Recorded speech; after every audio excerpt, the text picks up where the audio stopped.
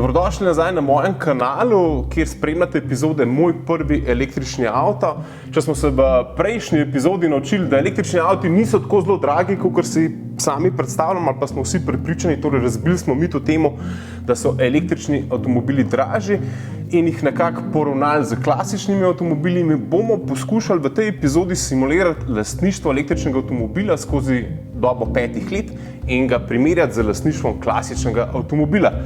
Jaz trdim, da bom v naslednjih 5 letih prihranil tudi do 60%, ja, prav ste slišali, do 60% v primerjavi z lastništvom klasičnega avtomobila. Tako da, pojmo pogledati. Akcija!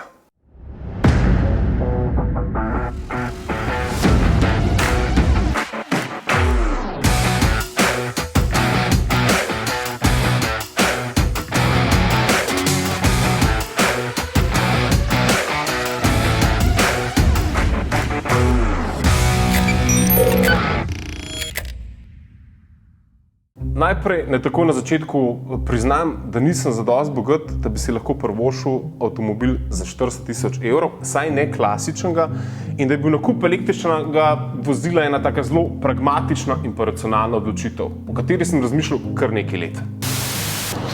Evo, dan D, prišel sem po svoj prvi električni avto, tako da gremo noter. Mogoče čisto, da boste spoznali moje osebno stališče. Načeloma sem kupil rabljena vozila. Vozila stara 5 let višjega cenovnega razreda, ki so izgubila že več kot 60% svoje vrednosti. Ampak pojmo zdaj čisto zares pogledati, zakaj sem se odločil za nakup električnega vozila in pa primerjati scenarije, v katerih lahko postaneš lastnik tovrstnega vozila. Zdaj, električni avto lahko kupite kot fizična oseba ali pa kot pravna oseba, torej podjetje. In tukaj sta zelo različna scenarija. Stroški lastništva so primerljivi, torej so lahko primerjajo, neke davčne spodbude, pa določene stvari so pa precej drugačne.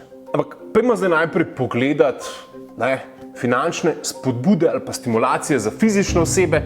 Pojmo na spletno stran ecosklad.si, kjer boste najdli dve opciji. Prva opcija je subvencioniranje vašega kredita za nov avto. To je zelo dobra opcija. Ta druga opcija je pa subvencija, torej subvencija za nakup električnega vozila v višini 4500 evrov. Ok, pojmo najprej k kreditom za fizične osebe. Pomembna stvar, večina Slovencev še kreditira avtomobile in jih ne plačuje svojega došla. In seveda pri navadnih avtomobilih se teh obresti pri avtomobilu vrednem naprimer 41 000 evrov kar nabere v 5 letih tam za nekje 7 000 evrov. In če imamo subvencionirano to obrestno mero, torej Euribor 1,3%, dobimo v bistvu na koncu eno zelo zanimivo kalkulacijo. Namesto teh 7 000 evrov obresti, torej stroškov financiranja, plačamo samo tam 2300 evrov stroškov financiranja in imamo nek prihranek približno 5000 evrov na račun tega, da smo dobili res ugoden kredit. Zdaj pa tako, tukaj je en disclaimer, da me ne boste za cente lovili ali pa vlekli za prst. Dajte si to sami izračunati. Pojdite na spletno stran Ecosklada, kjer boste našli ta kredit in tudi kalkulator tega kredita in boste videli, kakšne stroške boste imeli z njim. Ena zanimiva stvar je tam, ta kredit ni lahko samo na 5 let, ampak je lahko tudi na 10 let, kar je pa zelo zanimiva ročnost kredita. Tako da kup enih stvari morate sami preveriti. Jaz vam samo povem, da je bistvena razlika v tej subvencionirani obrestni meri. Preračunati si morate pa stvari sami. Tako da jaz trdim, da je okvirnih 5000 evrov razlike. Zdaj, če boste vi najdeli 4,5 ali pa če boste najdeli 6000, meni je sen, ampak dajmo reči, neko medijano vzamemo pa rečemo 5000 evrov.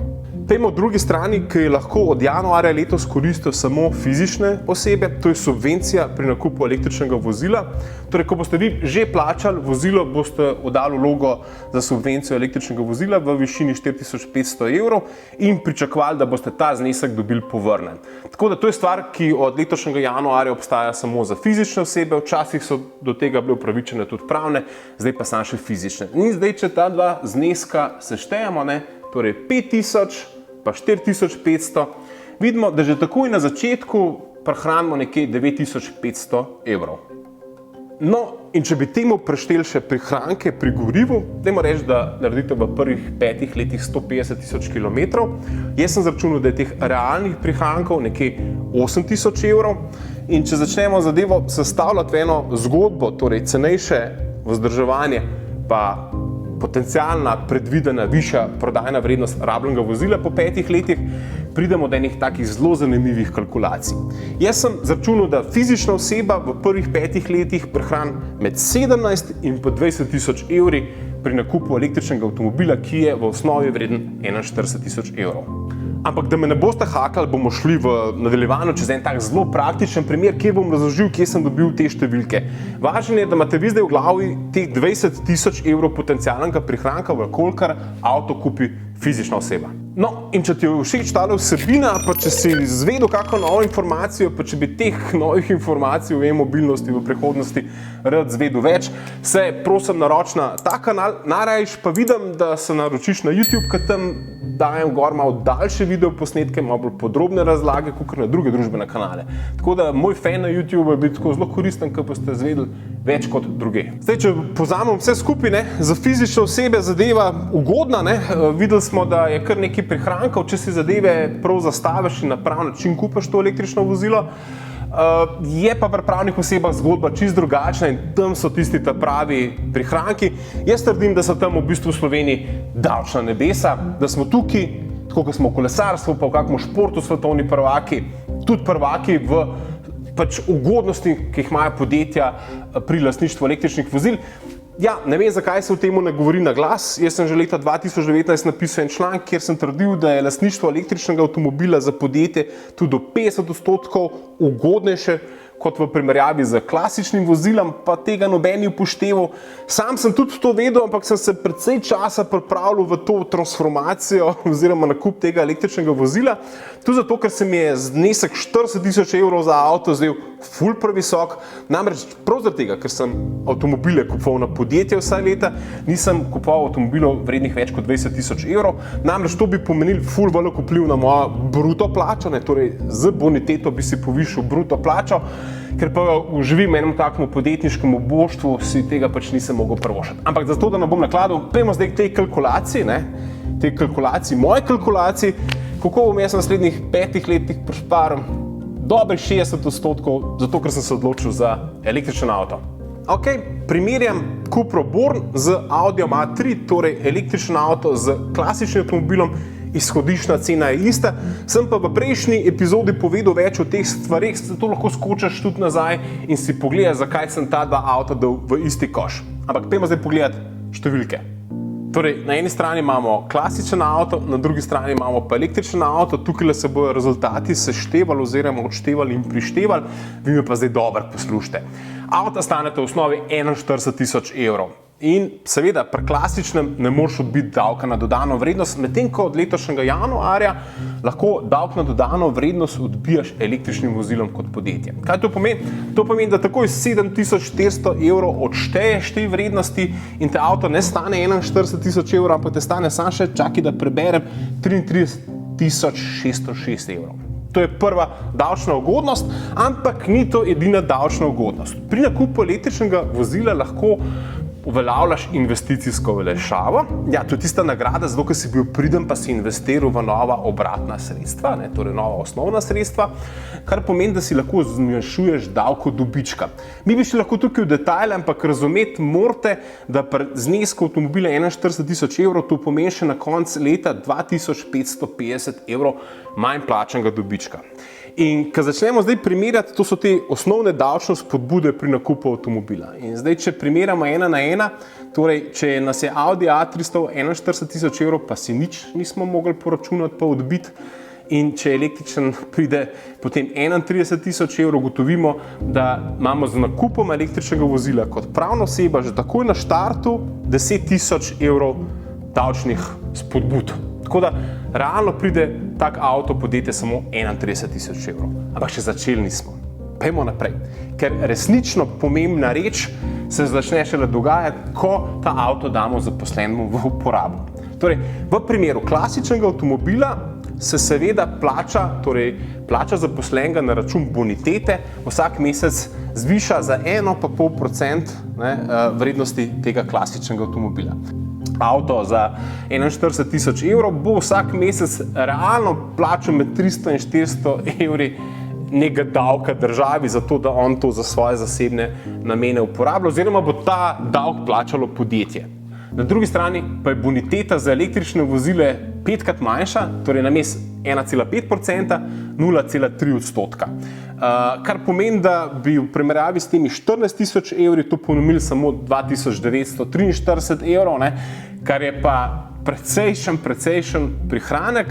Pa še ena stvar je, če za podjetje znate voditi dobro evidenco oziroma imate to evidenco vodeno elektronsko, pomeni, da ne boste nič plačali. Jaz sem se tokrat odločil, da si nabavim eno zelo dobro aplikacijo, Driver's Note, in beležim vse kilometre, tudi zato, ker je ta avto v bistvu moje res osnovno sredstvo, s katerim produciram to vsebino in si bonitete ne bom upračunal, vse dokler bom z avtom počel neko novinarsko vsebino in ga uporabljal za ta projekt. Tako da tudi zato v tej tabeli, ki jo vidite zdaj, jaz nisem prištel nobenega zneska in če pogledamo vmesen izračun, bomo ugotovili, da nas avto po 5 letih, torej klasičen avto, stane 55 715 evrov z tem dodatno plačanim davkom na uporabo osebnega vozila v zasebne namene zaposlenega. Na drugi strani pa me bo ta avto mene še vedno stal 31 056, kar pomeni, da se pa tukaj začne ustvarjati precejšnja razlika. Torej, ko pogledamo vse davčne učinke, torej, ko odbijemo DDV, poračunamo investicijsko olajšavo, ko simuliramo uporabo osebnega vozila v zasebne namene zaposlenega v podjetju in to vse skupaj primerjamo z, bom rekel, z klasičnim, začne nastajati ogromna razlika, ki pa ni edina razlika, zato ker gremo zdaj v bistvu še vsem ostalim zadevam. No, zdaj smo v bistvu z davki zaključili, nekje 24 do 25 tisoč evrov je teh prihrankov, ogromno, pod predpogojem, da se seveda davčna zakonodaja v naslednjih letih ne bo spreminjala, da ne bo ratala manj ugodna za podjetje, kakor je, ker kakor sem rekel, zdaj ta davčna zakonodaja, v bistvu davčna nebesa, mi smo v davčnih nebesih, Slovenija je davčna oaza za električna vozila, vkolikor so lastniki pravne osebe. Ampak šele začeli smo s tistimi resnimi prihranki, torej gremo zdaj k energentom, torej gorivu pa elektriki. Jaz sem računal, da bom v naslednjih 5 letih naredil približno 150 000 km, približno 30 000 km na leto in pojmo zdaj kar konkretnim izračunom. Vkolikor bi to počel z klasičnim avtomobilom pri porabi 6,2 litra na 100 km in pri povprečni ceni goriva tam 1,5 evrov, jaz sem do to zelo nizko vrednost, tudi zato, da ne boste komentirali spodaj, kako sem to na 2 evra napel, ampak predvidevam, da se bo zadeva z energenti umirila in da bomo tankali te klasične avtomobile za evro pa pol. No, če to vse skupaj izračunamo, pridemo do 13 950 evrov stroška goriva. Na drugi strani je pa za elektriko takole. Torej, če bomo doma polnili, rabimo domačo polnilnico. Jaz sem bil fair in sem ta strošek prve vgradnje te polnilnice za prvo avto že vštel v stroške energije, tako da vas tukaj nisem nategnil. Če pa že imate to polnilnico, valjda pa tega stroška nimate in je prihranek večji. 85% časa bomo avtomobil polnili doma, ostalo pa na hitrih polnilnicah, kar pomeni ostalih 15% predvidevam po trenutnem vzorcu uporabe, da bom polnil na quick chargerjih, ponavadi na Ionity polnem, tako da tudi zato sem vzel to ceno, torej ceno Ionityja, pa ceno domače elektrike, trenutno povprečne elektrike po Statističnem uradu Republike Slovenije, precej. Torej, vsaj 8 000 evrov sem nekako računal, da je prihranek pri energiji. Zdaj, ko smo pogledali davčne spodbude, pa stroške goriva, dobimo en tak bizaren vmesen izračun. Namreč za klasičen avto bi do tega trenutka dal kar 69 665 evrov, medtem ko bi za tega našega električara dal 36 671 evrov. Zdaj, meni se tukaj že počasi še en Audi noter uriva, ampak še nisem niti zaključil celotno kalkulacijo. Tako da, pojmo naprej. V bistvu nismo še niti začeli. Zdaj, moramo se lotiti stroška vzdrževanja, torej servisov teh avtomobilov. Jaz zdaj tukaj nimam realnih podatkov, ampak računam, da nekje 5 servisov po 350 evrov bo ta naš Audi na bencinski motor vseeno rabu. in da po vsej verjetnosti bo prišel še vmes kak strošek. Ne. Avto do 150 000 km ima že tudi v kakšnem primeru večji servis, kako manjavo, kakih jermenov, kakšne vodne pumpe in tako naprej. Ampak jaz sem bil tukaj ful pragmatičen. Jaz nisem želel teh stroškov na klasičnem avtomobilu postavljati pa nabijati nekam v višino, tako da sem jih res omejil.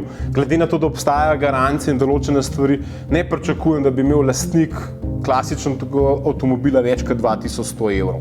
Zdaj, pri električnem avtomobilu so stvari v megli, ampak jaz računam, moj avto ima garancijo 8 let ali pa 160 000 km na baterijo. Hkrati pa po servisnih intervalih je prvi tak resnejši servis pri 90 000 km, kjer naj bi se menjale sprednje bremz obloge, torej bremz ploščice. Tako da jaz ne računam, da so te hitri preventivni pregledi ali pa hitri pregledi pa update softvera pravzaprav kaj več kot 100 evrov na servis. Je pa dejstvo, da pač ne vem, je pa avto v garanciji in verjamem, da ne bo imel nekih velikih stroškov. Računam pa, da bi bili te stroški recimo 1/3, dajmo temu reči, teh stroškov, ki jih povzročajo klasični avtomobili.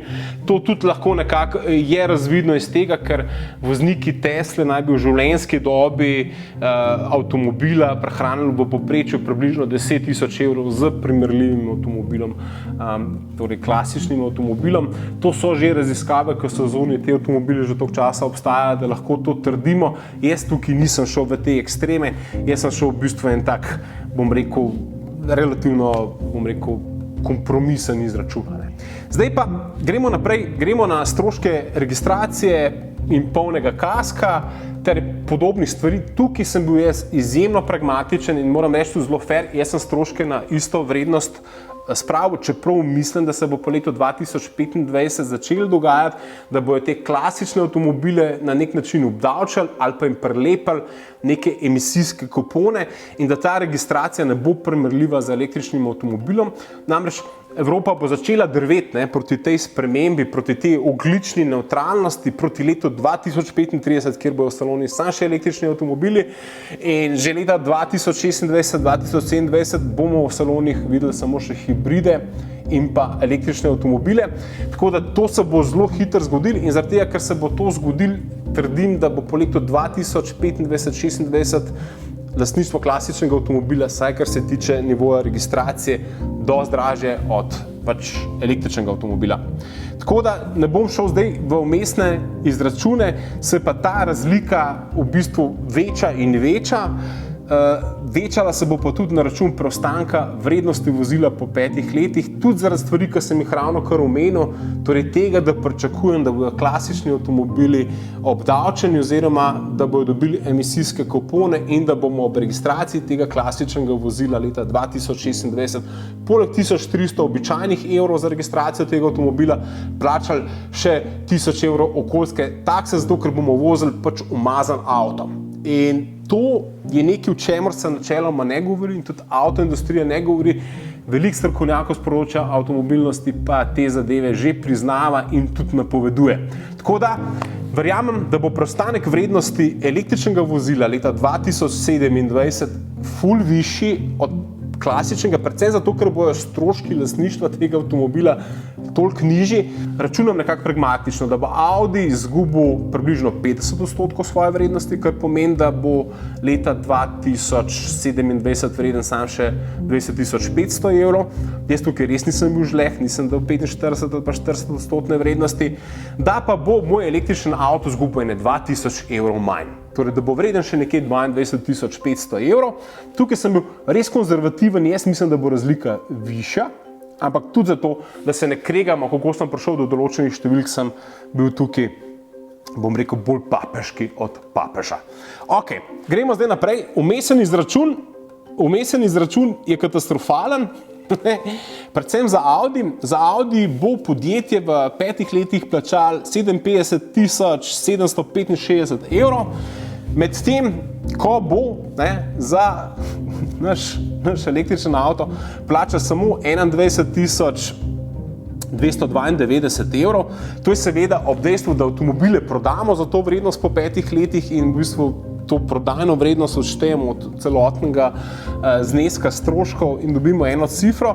Tako da, če bi zdaj gledali realne stroške električnega vozila na mesečni ravni, bi za električen avto dali na mesečni ravni 354 evrov.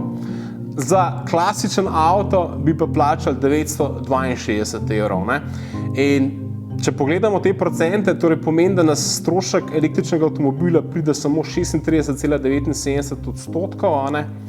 Ugotovimo, da bi si lahko vsaj 2 električna avta umislili v podjetju, torej za ceno enega Audija, klasičnega. Tukaj pa nastanejo take razlike, ki v bistvu niso več smešne in so v bistvu zelo resne in jih je treba upoštevati, ko boste planirali kupiti naslednji avto. Zdaj moram zadevo povezati, zaključiti. Fizične osebe imajo kup enih prihrankov. Najprej smo ugotovili, da imajo subvencionirano obrestno mero za financiranje vozila, kjer prihranijo približno 5000 evrov.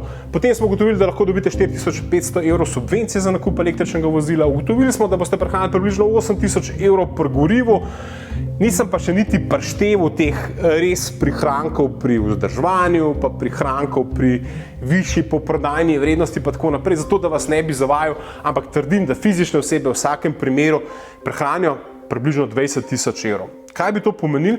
To bi pomenilo, če vi danes kupujete avto za 25 000 evrov, da tudi če boste kupili avto za 45 000 evrov, vas bo v vašem tošlu, torej v vaši denarnici, to popolnoma isto bolelo. Čisto res ne boste čisto nič več plačali za avto, kot že zdaj plačujete. Tako da, dajte razmisliti malo o tem, mogoče pejte čez to kalkulacijo, sami se izračunite, ne mene pravzaprav poslušati, sami morate priti do teh ugotovitev, vzamete papir, kalkulator, mogoče tole mojo tabelo in si sami izračunate.